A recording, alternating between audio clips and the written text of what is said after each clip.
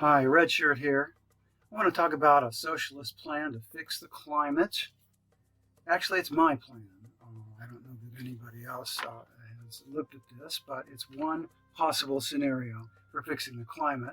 But keep in mind, it's not going to happen under zombie capitalism because capitalism is dying and it cannot fix anything important. It cannot fix any of our important problems, including climate change and global warming. So it's only going to happen after a socialist revolution. The reason is it's not profitable to fix the climate. So everything I'm going to talk about in this section is really not profitable, but it is what we need. It's human needs first. So that's the socialist scheme of things. So let's start out with the three C's. The three C's are cooling, cleaning, and converting. And they're in that order of importance. Now, the problem with the climate is that it is warming up, and it's warming up at an alarming rate. And it's just getting worse and worse. And all the methods that have been used so far to fix it, they're not working, and they're not going to work. What we have to do is something drastic to cool the atmosphere, because this is first aid. Okay, cooling that temperature is first aid, and you know it's amazing. None of these climate activists are even talking about cooling the temperature. It's like a taboo subject or something. Well, it's not profitable, right? So they're not going to talk about it. But we have to do that. And on day one of the socialist revolution, the working class will insist on doing something about this global warming because it's killing people. Okay? We don't need it, we don't want it. So I can think of two possible things to do to cool the climate. One of them, the first one, is very high-tech, extremely high-tech. It would be to create a sun umbrella, a huge sun umbrella that orbits the Earth, or maybe a couple of them, that goes right along the equator and blocks the sun, the heat of the sun, from reaching the Earth on a large portion of the Earth, somewhere around the equator. The side facing the sun, of course, will be painted white because that will reflect heat back out into space. So the problem with that, of course, is that it would take time to build. It would take a huge amount of resources, probably trillions of dollars. I have no idea. I haven't researched it. It would take a lot of money. And it would create a huge bureaucracy, a centralized global bureaucracy, which we really don't want in a socialist world. You know, government is small and it's mostly local. So we don't really want to go towards something like that, a solution like that, if we can avoid it. Okay, but that is one possibility. Another possibility, and the one I favor, is very democratic, and it requires painting the streets white. Okay, you got to paint something white because white reflects heat back out into space. Don't forget, this is an emergency. So I can see communities all over the world participating on their weekends on whitewashing the streets. That's the best thing I can think of to whitewash, and everybody can do it. You don't need a street painting machine, but those are nice. Those are nice to have, and we'll manufacture 1 million of them. But in the meantime, communities can take their paintbrushes out. And, you know, whitewash is very cheap. It's very cheap paint, very easy to make. It's chalk, basically, chalk and water. And you paint it.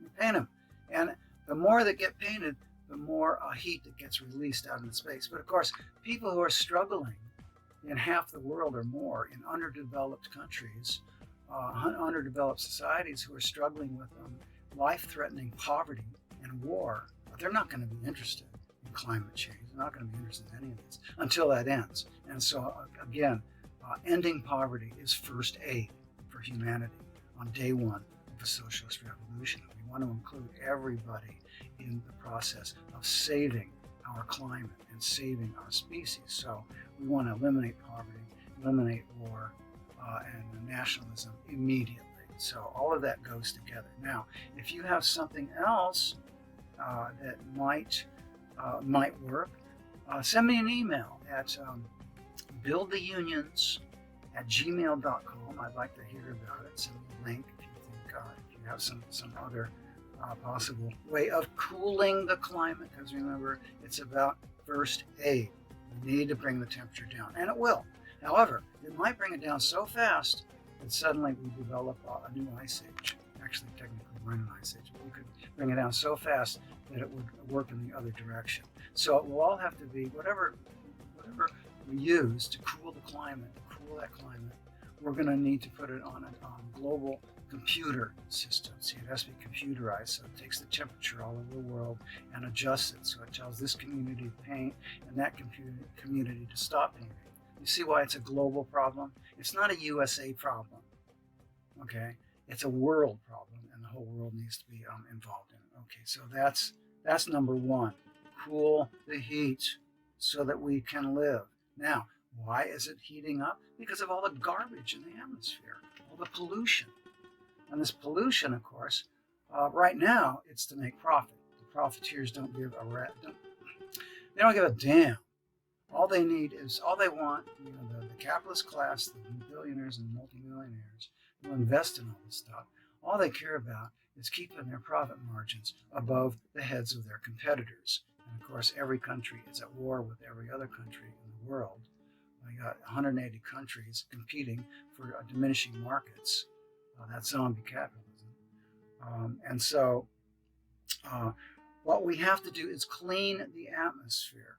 Now, when we relieve ourselves of the hated for-profit system, that will free up inventors to invent all kinds of wonderful things that clean the atmosphere, that take carbon out, for example, carbon scrubbers. There's all kinds of new inventions about carbon scrubbers, but see, they're not profitable. So they're not being done, right? Well, we don't care about profit. We're going to do it. There's all kinds of inventions, inventors, and that whole aspect will be promoted because we need to clean this atmosphere. We need a clean house. We'll also engage in tree planting brigades. My personal feeling is that the cities, which we won't need anymore because it's for concentrating capital and workers to make profit, we don't need cities anymore. We'll bulldoze them over and go live in high-tech communities surrounded by nature. Anyway, we're going to be planting lots of trees because trees release oxygen and breathe in carbon dioxide, and carbon dioxide is a major problem here. So a major problem in the atmosphere. We're also going to want to clean the water, and we're going to want to clean the land. So we take the profit system out of that, and we have a lot less garbage being thrown into the atmosphere. Now, number 3 is converting, and I am very dubious about converting, quite frankly. There are 3 reasons why conversion, which is the only thing that any of these climate activists are talking about, right? Why it's really mostly impractical, in my opinion. Number 1, underdeveloped countries and societies need electricity, and they need running water, and they need it now. And we can't afford to deprive them of fossil fuels. We have to use fossil fuels to get them out of poverty and get them up to snuff, get them to living safely and cleanly right away. So yeah, we're going to need fossil fuels for quite a while. Also, there's 100 industries that depend on fossil fuels. Plastics, for one. Plastics are used in spacecraft. Plastics are used as tires. I mean, plastics, a lot of plastic is just for profit. We don't need it, right? All these plastic bottles. But plastic itself needs fossil fuels in order to create them. And so that's going to continue. So until we find something better than plastic that doesn't require fossil fuels, we're going to be using fossil fuels. And the main problem, of course, with conversion is battery storage. Electricity just doesn't store that well. That's a problem. It degrades. So all the electricity that you get with solar cells and wind, the next day it's gone, or it's 50% diminished. I don't know the figures, but that's the upshot of it, is that you can't keep it around until we can develop super duper batteries that hold electrical charges for a long, long time. All this converting, it's just making profit for these companies and creating more pollution. I do recommend that you watch Planet of the Humans. That's a really interesting movie, documentary, and it's on YouTube. And it's free. Go ahead and watch it. It'll tell you that this conversion thing is a great big fat lie. You know, the Green New Deal is a green scam for capitalist politicians whose careers feed off of the system that creates all these problems. You know, again, they emphasize that electricity can't be stored that well, and so it really isn't. It's not working, and it isn't, is it? It's not bringing it down the temperature. It's not bringing it down, not in any way. I mean, who wants to fix the temperature?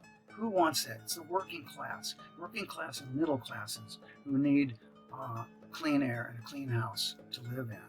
The capitalist class, the ruling class, all they really care about is their profit margins, because that's all they know is their profit margins. So they really don't care.